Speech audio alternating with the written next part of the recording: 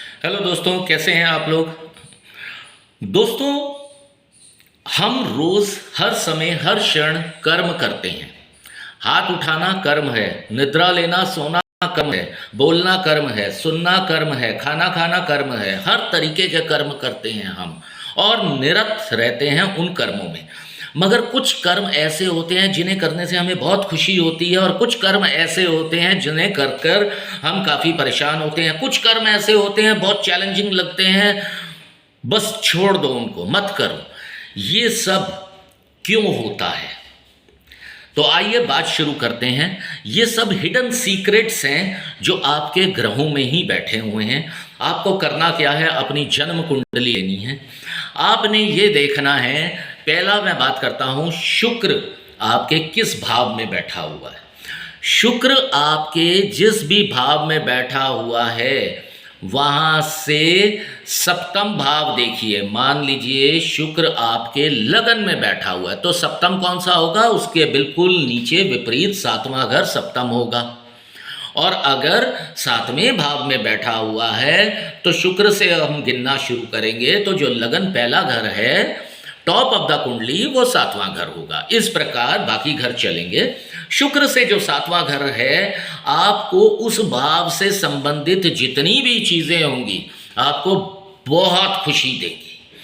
आपको सारी खुशी वहीं से मिलेगी, उस भाव की। जहाँ बृहस्पति बैठे होंगे उस घर से आपको कम प्रसन्नता मिलेगी, आपको संतुष्ट नहीं रहेंगे, आपको सेटिस्फैक्शन नहीं मिलेगी। मान लीजिए 11वें घर में बैठ गए। 11वां घर किसका है? आय का है। आप लाखों रुपया भी कमा लेंगे तो आप संतुष्ट नहीं होंगे, कुछ है ही नहीं। अगर वो दूसरे घर में बैठ गए, दूसरा घर किसका है? दूसरा घर धन का है, परिवार कुटुंब का है। आपको अपने परिवारजनों में संतुष्टता नहीं मिलेगी, सेटिस्फैक्शन नहीं मिलेगी। आप कितना भी धन अर्जित कर लें, सोना चांदी आभूषण अर्जित कर लें, एक से एक नया कपड़ा अर्जित कर लें, मगर आप संतुष्ट नहीं होंगे। इसी प्रकार शनि से आपको तीसरा घर देखना है। ये घर जो होता है ये सबसे चैलेंजिंग है। आपको सारे चैलेंजेस यहीं से आएंगे। यह आपकी अग्नि परीक्षा का घर होता है। बुध जहाँ बैठे होंगे वहाँ उस घर से आपको खुशी खुद खोद के निकालनी होगी, ढूंढनी होगी। You will have to explore the happiness.